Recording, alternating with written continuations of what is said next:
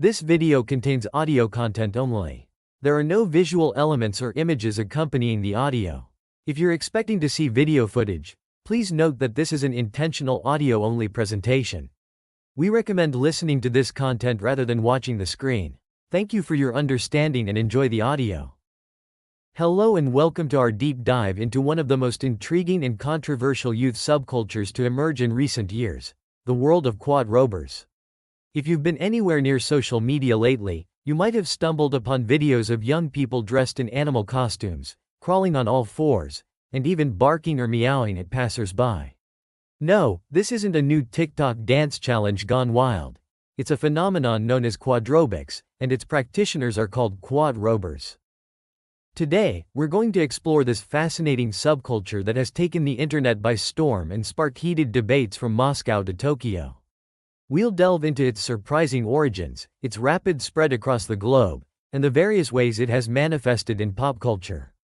We'll also examine the psychological and sociological aspects of this trend, discussing why young people might be drawn to animal imitation and what it could mean for their development. But quadrobics isn't just about fun and games. We'll also look at the potential health risks and benefits associated with this unusual form of physical activity. And because no cultural phenomenon exists in a vacuum, we'll explore the specific impact and controversy surrounding quadrobers in Russia, where the trend has taken on a particularly charged political dimension. Finally, we'll dive into the broader cultural debates that have arisen around quadrobics. Is it a harmless form of self-expression, or a dangerous trend that needs to be curbed? Does it represent a return to our primal nature, or is it a sign of societal decay? These are just some of the questions we'll be grappling with. So, whether you're a curious observer, a concerned parent, or maybe even a quadrober yourself, buckle up, or should I say, get down on all fours, as we embark on this journey into one of the most peculiar subcultures of our time. Let's dive in. 1. The origins and spread of the quadrober phenomenon. Our story begins not with a bark or a meow, but with the rhythmic sound of hands and feet pounding the pavement. The year is 2008, and in the bustling streets of Tokyo, a man is running. But this is no ordinary jog.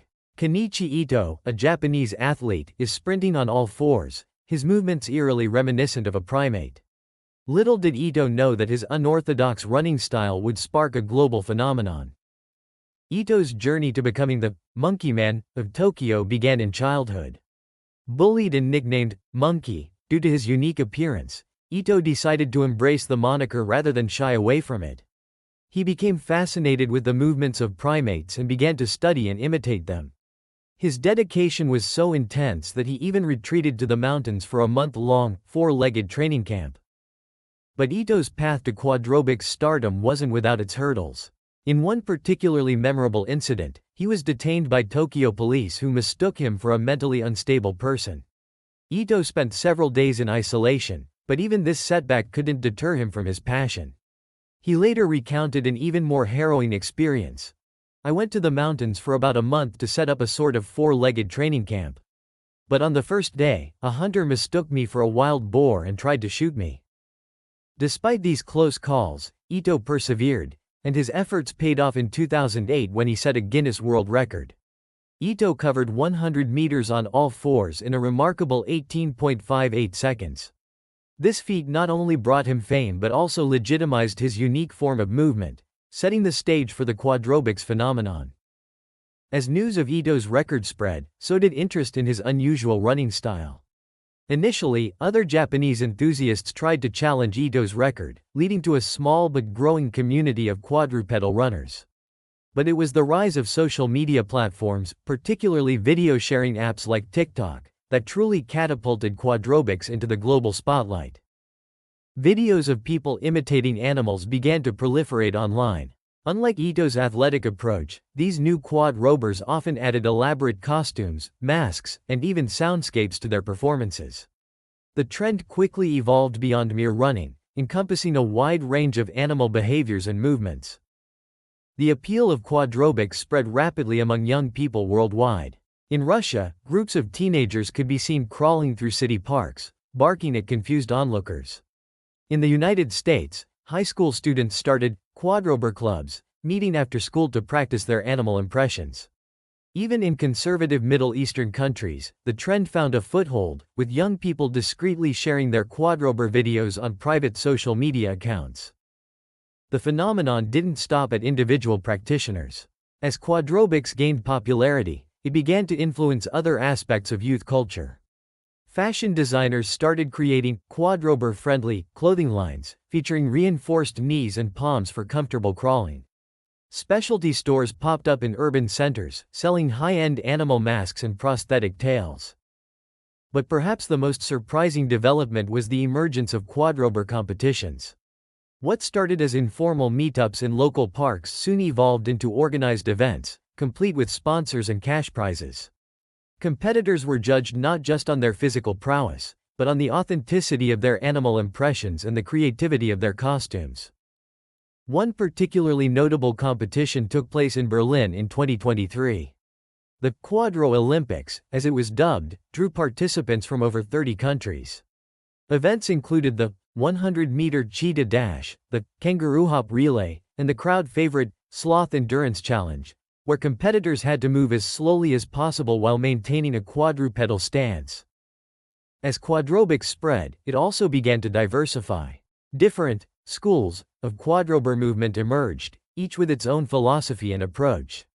The naturalists sought to imitate animal movements as accurately as possible, often spending hours studying wildlife documentaries. The expressionists, on the other hand, used animal-inspired movements as a form of interpretive dance, blending human and bestial elements in their performances. Some quadrobers even began to specialize in specific animals, developing intricate personas and backstories for their animal alter egos. One famous example is Lupine Lucy, a British quadrober who gained millions of followers on social media with her eerily accurate wolf impressions and elaborate mythology about her pack. As we move further into our exploration of the quadrober phenomenon, it's clear that what started as one man's quirky running style has evolved into a complex, multifaceted subculture. From its humble beginnings in the streets of Tokyo to international competitions and social media stardom, quadrobics has carved out a unique space in our global youth culture. But as we'll see in our next sections, this rise to prominence hasn't been without controversy and challenges. 2. Quadrobers in pop culture, music, art, and social media. As the quadrober phenomenon gained traction in youth culture, it was only a matter of time before it started to make its mark on the broader pop culture landscape. From music videos to avant-garde art installations, quadrobics has inspired creators across various mediums, often in surprising and provocative ways. Let's start with the music industry, where the influence of quadrobics has been particularly noticeable. In 2022, pop sensation Ariana Grande shocked fans and critics alike with her single, On All Fours, a pulsing dance track that featured the singer crawling across the stage in a glittering cat costume. The music video, which showed Grande leading a troupe of quadrober dancers through a neon-lit cityscape, quickly went viral, racking up over 100 million views in its first week. But it's not just mainstream pop that's been influenced by the quadrober trend. In the underground music scene, an entire subgenre known as quadcore has emerged. Bands like The Howling Hyenas and Feral Instinct combine heavy metal riffs with animalistic vocals and onstage quadrupedal performances. At a typical quadcore concert, you're as likely to see mosh pits full of crawling, snarling fans as you are traditional headbanging. One quadcore band, in particular, has gained notoriety for their extreme commitment to the quadrober aesthetic. Primal Scream Therapy, a 5-piece group from Seattle, performs their entire set on all fours, with each member taking on a different animal persona. Their lead singer, who goes by the stage name Grizzly, has reportedly spent months living in the wilderness to perfect his bear-like movements and vocalizations. In the world of visual art, quadrobics has inspired a new wave of performance artists and sculptors. The Venice Biennale, one of the most prestigious art events in the world, caused a stir in 2023 when it featured a controversial installation by Chinese artist Ai Weiwei titled Human Zoo. The piece consisted of a large cage filled with volunteers engaging in quadrober behaviors, blurring the lines between human and animal in a commentary on modern society. Street art has also embraced the quadrober aesthetic. In cities around the world, murals depicting half-human, half-animal figures in quadrupedal poses have become increasingly common. One particularly striking example can be found in the Wynwood district of Miami, where a massive 50-foot-tall mural shows a pack of human-wolf hybrids running on all fours across the side of a building. But it's perhaps in the realm of social media where quadrobics has had its most significant cultural impact.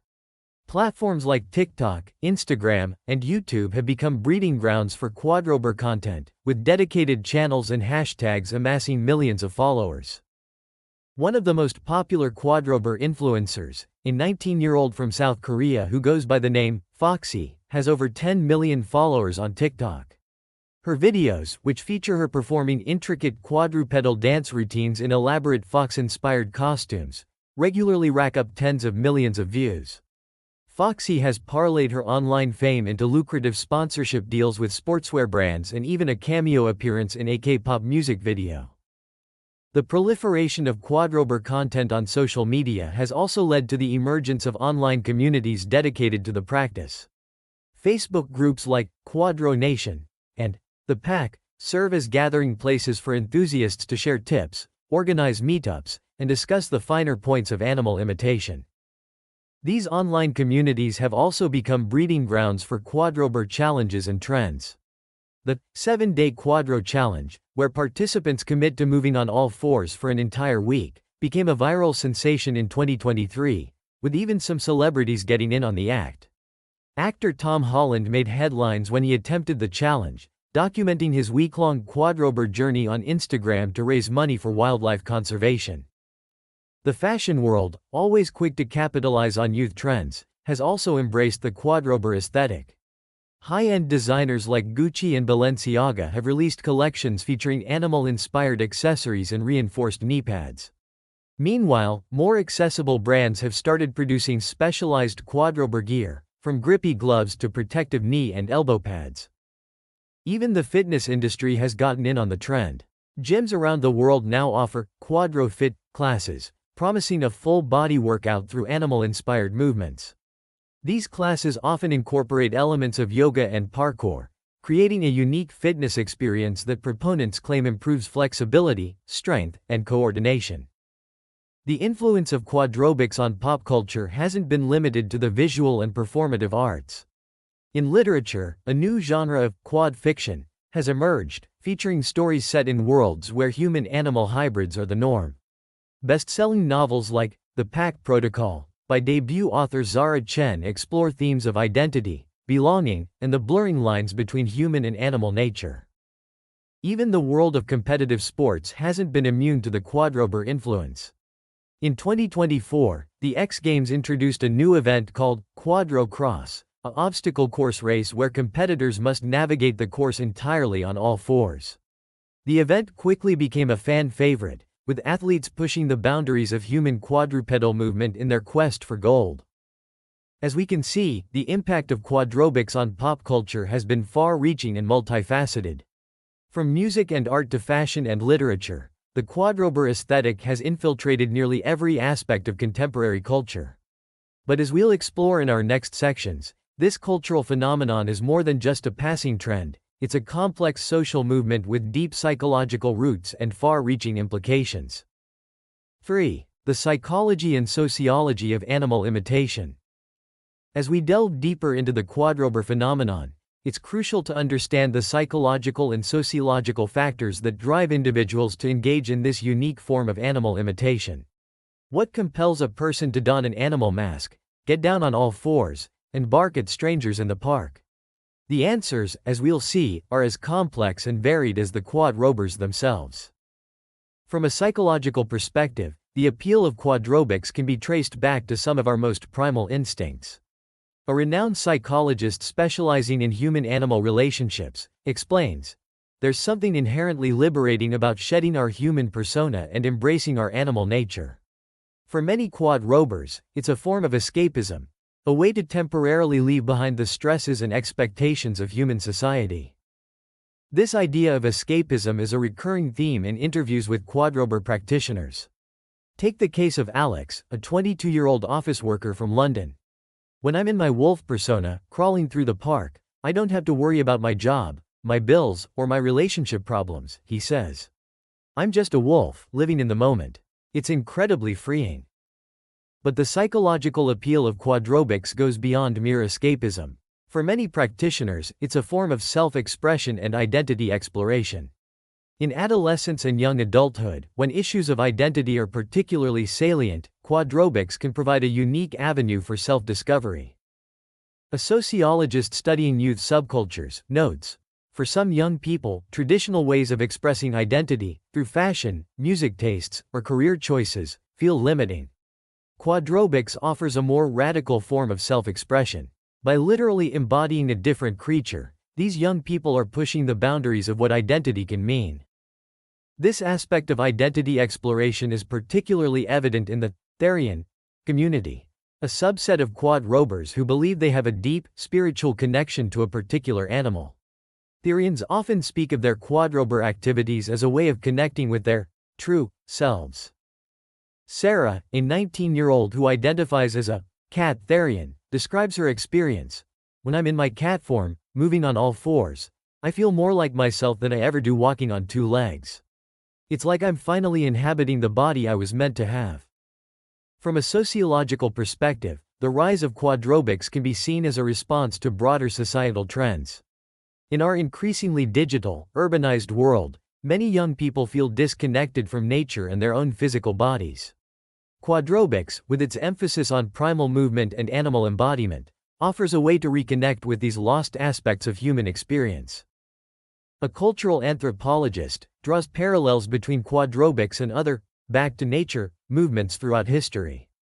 In many ways, quadrobers are not unlike the hippies of the 1960s or the modern-day off-grid communities, he explains. They're rejecting aspects of modern society that they find alienating and seeking a more natural way of being. Interestingly, some researchers have noted potential therapeutic benefits to quadrobics. A psychotherapist who has incorporated animal movement into his practice reports positive results. For patients dealing with anxiety or PTSD, animal embodiment can be a powerful tool. It allows them to access a state of mind where their human worries and traumas feel less immediate. However, not all mental health professionals are convinced. Critics argue that while quadrobics might offer short-term stress relief, it could potentially hinder long-term psychological development if taken to extremes. A psychiatrist specializing in identity disorders warns, there's a risk that excessive engagement in animal personas could interfere with the development of a stable human identity, particularly in young people. The social dynamics of the quadrober community are also fascinating from a sociological perspective.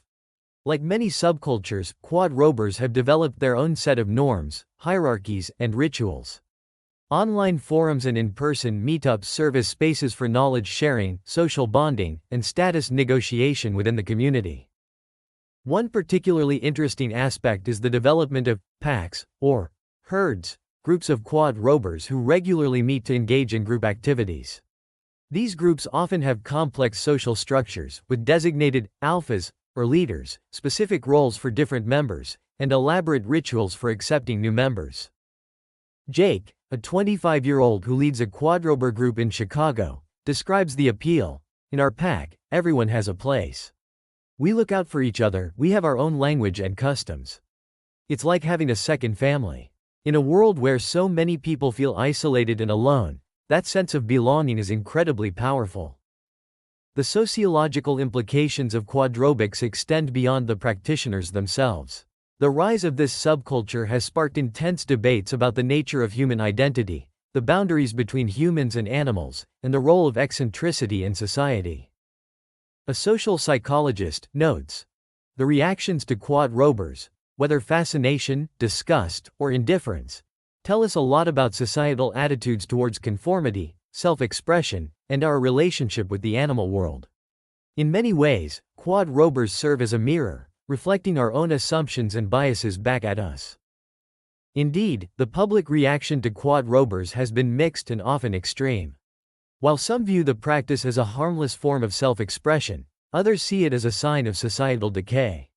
This divide often falls along generational lines, with younger people more likely to accept or even embrace the trend, while older generations tend to view it with skepticism or outright hostility. One particularly contentious issue is the practice of quadrobics in public spaces. Cities around the world have grappled with how to respond to groups of people crawling through parks or howling at the moon in residential areas. In 2023, the city of San Francisco made headlines when it passed a controversial human posture ordinance, effectively banning quadrupedal movement in public parks. The law was met with fierce resistance from the Quadrober community and civil liberties groups, leading to a series of protests where thousands of people crawled through the streets in defiance. The Quadrober phenomenon has also raised interesting questions about the nature of human evolution and our connection to our animal ancestors. Some evolutionary psychologists have suggested that the appeal of quadrobics might be rooted in our evolutionary past, tapping into motor patterns and instincts that have been dormant since our species began walking upright. A leading researcher in this field explains, "When we see someone moving on all fours, it activates very old neural pathways in our brains. There's a part of us that recognizes and responds to these primal movements. In a sense, quadrobers are reconnecting with a very ancient part of our evolutionary heritage." This evolutionary perspective has led some quadrobers to frame their practice as a form of embodied archaeology, a way of exploring and experiencing our species' past through physical movement. Some practitioners even incorporate elements of paleontology and anthropology into their quadrober personas, basing their movements and behaviors on scientific reconstructions of ancient hominids or extinct animals. As we can see, the psychology and sociology of animal imitation in the context of the quadrober phenomenon are complex and multifaceted. From individual motivations of escapism and self-expression to broader societal implications and evolutionary considerations, quadrobics touches on fundamental aspects of human nature and social organization. But as fascinating as these psychological and sociological aspects are, they're only part of the story. Next, we'll explore the physical side of quadrobics, looking at both the potential health risks and the surprising benefits that have been associated with this unusual form of movement. 4. The quadrober phenomenon in Russia, controversy and cultural impact. While the quadrober trend has spread globally, it has taken on a unique significance in Russia, where it has become a flashpoint for broader cultural and political debates.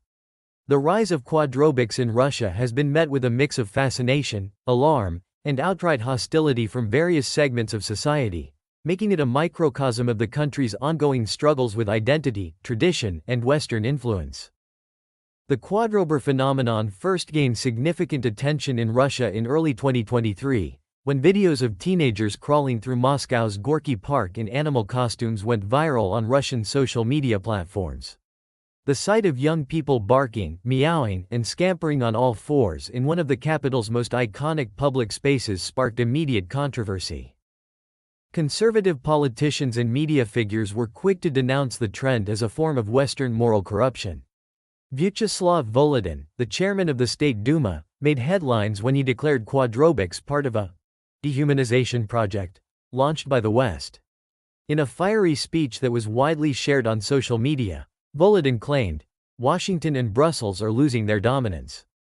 In order to continue ruling the world, they are implementing the dehumanization project, offering to try themselves in the role of animals, fictional characters, mythical creatures.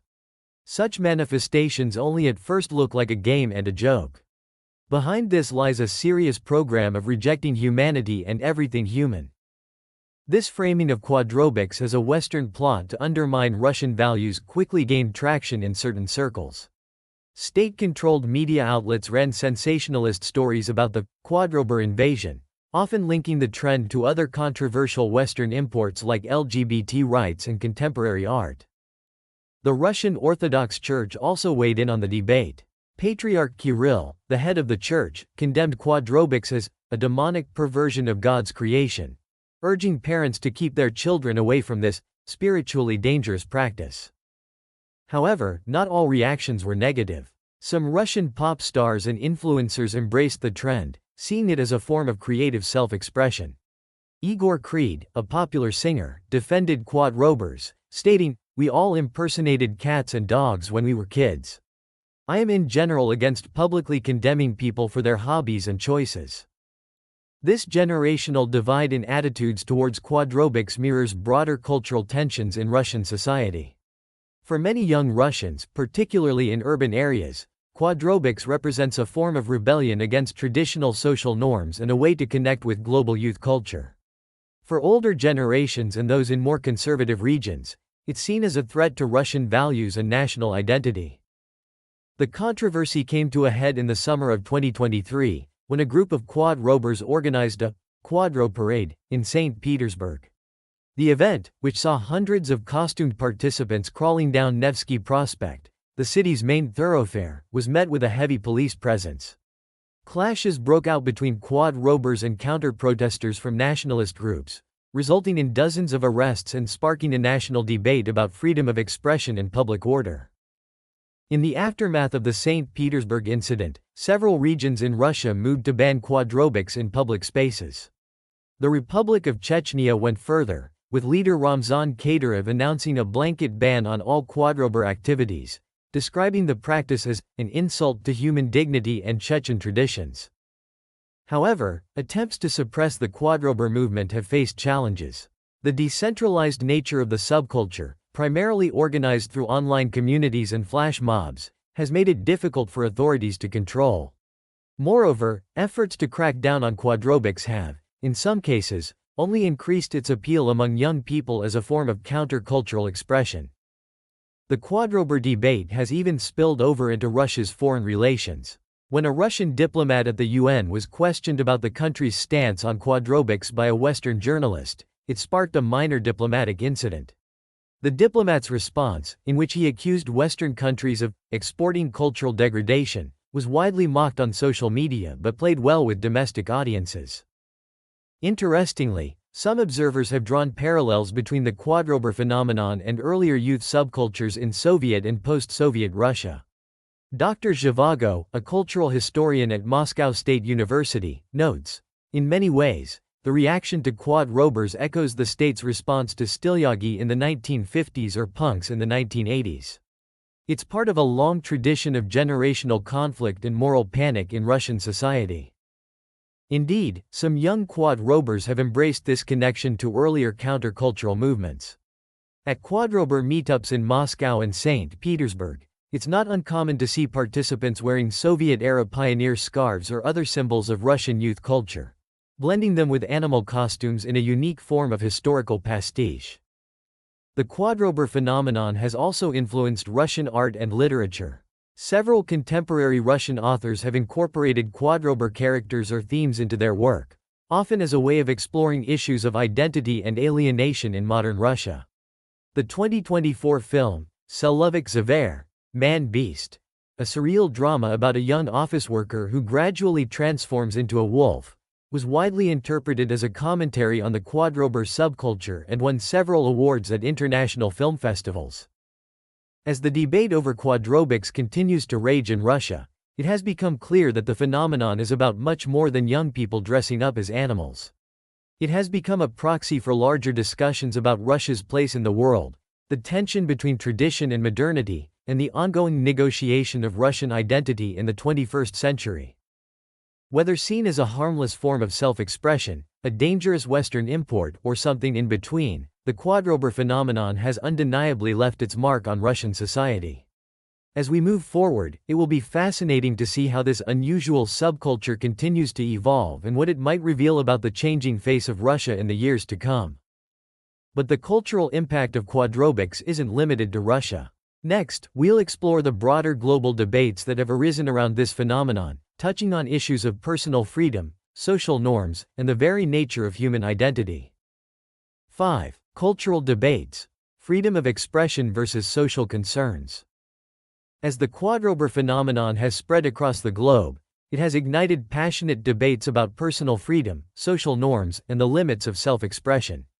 These discussions have played out in living rooms, classrooms, courtrooms, and legislative chambers, touching on fundamental questions about the nature of identity and the social contract in the 21st century. At the heart of the debate is a central question. To what extent should society accept or regulate behaviors that push the boundaries of what's considered normal human conduct?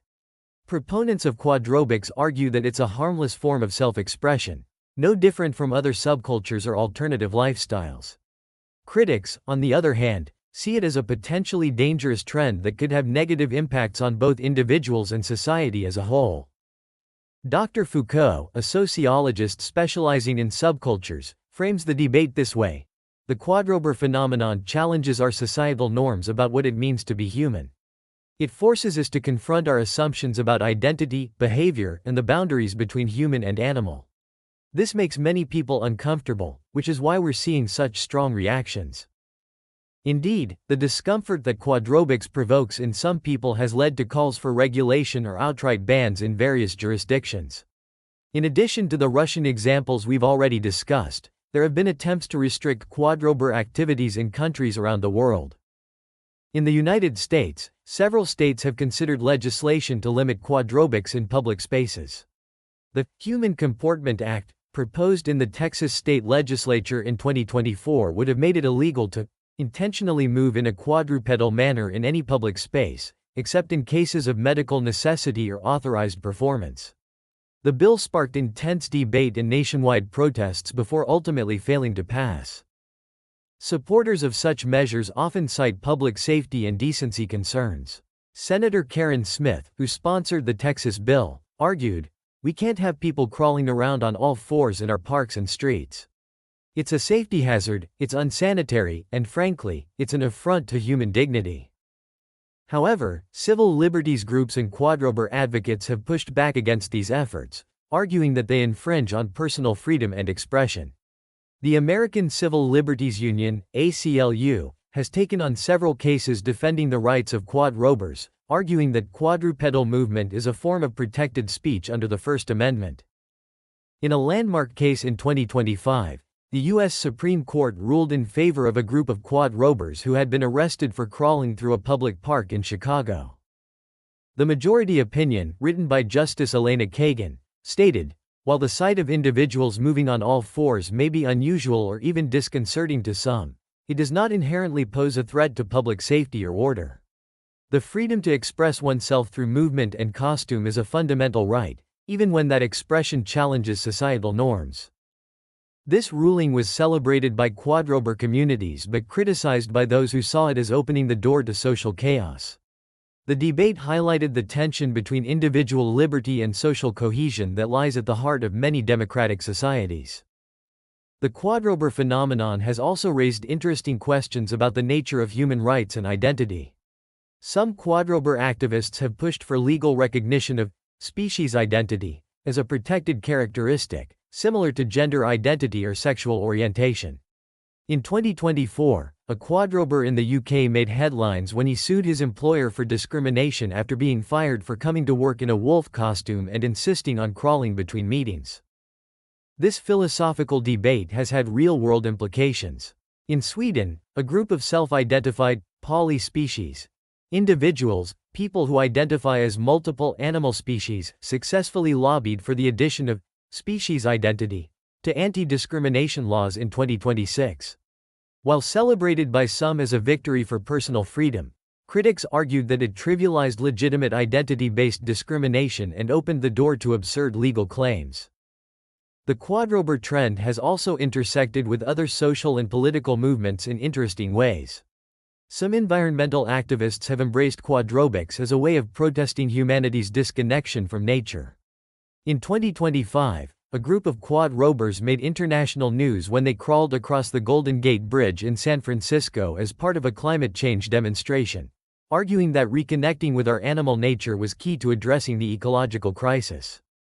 On the other hand, some disability rights advocates have criticized the quadrober movement, arguing that it trivializes the experiences of people who are forced to move in non-bipedal ways due to physical conditions. The controversy came to a head in 2024 when a quadrober performance art piece at the Venice Biennale, featuring able-bodied people crawling through the streets, was met with protests from disability activists. The debate around quadrobics has also touched on issues of cultural appropriation and respect for indigenous traditions. Some Native American groups have criticized quadrobers who incorporate elements of traditional animistic beliefs or shamanic practices into their personas, arguing that it trivializes sacred cultural traditions. Dr. Running Bear, a professor of Native American studies, explains, many indigenous cultures have deep spiritual connections to animals and practices that involve animal embodiment. When quadrobers adopt these elements without understanding or respecting their cultural context, it can be seen as a form of colonialism. In response to these criticisms, some quadrober communities have made efforts to engage with indigenous groups and develop more culturally sensitive practices. In Australia, a group of quadrobers worked with Aboriginal elders to create a set of guidelines for respectful animal embodiment, incorporating elements of traditional Dreamtime stories into their practices. The quadrober phenomenon has even influenced political discourse and organization. In several countries, quadrober rights parties have emerged, advocating for the interests of the quadrober community. While these parties are generally seen as fringe movements, they have in some cases gained enough support to influence local politics. In the Netherlands, the Party for Quadrupedal Freedom won 2 seats in the Dutch parliament in the 2026 election, running on a platform of legalizing public quadrupedal movement and increasing funding for species-inclusive public spaces. While their influence remains limited, their presence in the legislature has forced mainstream politicians to engage with quadrober issues in unprecedented ways. The quadrober debate has also sparked interesting discussions about the future of human evolution and transhumanism. Some futurists and bioethicists have pointed to the quadrober movement as an example of how humanity might adapt to changing environmental or technological conditions in the future. Dr. Kurzweil, a prominent transhumanist thinker, argues, the quadrober phenomenon shows us that human identity and behavior are more plastic than we often assume. As we face challenges like climate change or the integration of artificial intelligence, this kind of flexibility in how we conceive of being human could be crucial. Others see the movement in more spiritual or philosophical terms. Some New Age thinkers have embraced quadrobics as a form of embodied reconnection with humanity's primal nature. Workshops and retreats offering to help people unleash their inner animal have become popular in certain circles, blending elements of quadrober practice with meditation, breathwork, and other alternative therapies. As we can see, the cultural debates surrounding the quadrober phenomenon touch on some of the most fundamental questions facing modern societies. From individual rights and public safety to the nature of human identity and our relationship with the natural world, quadrobics has become a lens through which we examine our values, beliefs, and social norms. Whether viewed as a harmless form of self-expression, a dangerous social trend, or something in between, it's clear that the quadrober movement has sparked important conversations about what it means to be human in the 21st century.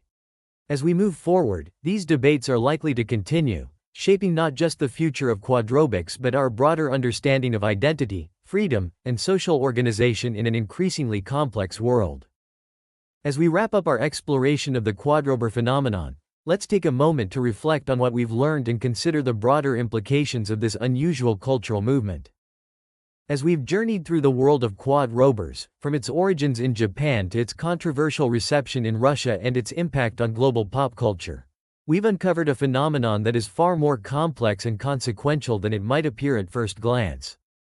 The quadrober movement, with its blend of physical practice, identity exploration, and cultural provocation, offers a unique window into the challenges and opportunities facing modern societies.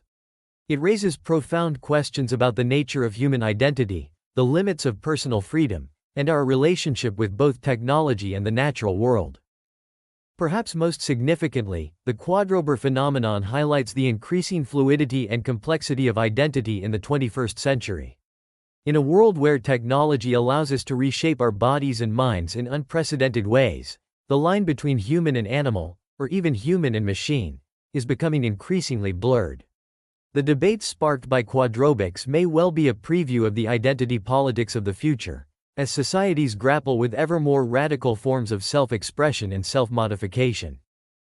Moreover, the global spread of the quadrober subculture demonstrates the power of the internet and social media to create new communities and cultural movements that transcend traditional boundaries.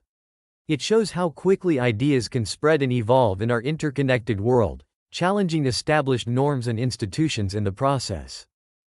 The quadrober phenomenon also serves as a reminder of the ongoing tension between individual freedom and social cohesion. As societies become more diverse and pluralistic, finding ways to balance personal expression with shared norms and values will likely remain a central challenge. As we look to the future, it's clear that the conversations sparked by the quadrober movement will continue to resonate. Whether quadrobics itself persists as a subculture or fades into obscurity, the questions it raises about identity, freedom, and the nature of being human will remain relevant for years to come. We encourage you, our viewers, to reflect on your own reactions to the quadrober phenomenon. What does it reveal about your own assumptions and beliefs? How do you think society should respond to subcultures that challenge established norms? We'd love to hear your thoughts in the comments below. And if you found this exploration of the quadrober world intriguing, we invite you to subscribe to our channel for more deep dives into the fascinating subcultures and social movements shaping our world. Whether you're crawling on all fours or walking upright, there's always more to discover about the rich tapestry of human culture and experience. Thank you for joining us on this journey into the world of quadrobers. Until next time, stay curious, stay open-minded, and maybe, stay on 2 feet. Or 4. The choice, as always, is yours.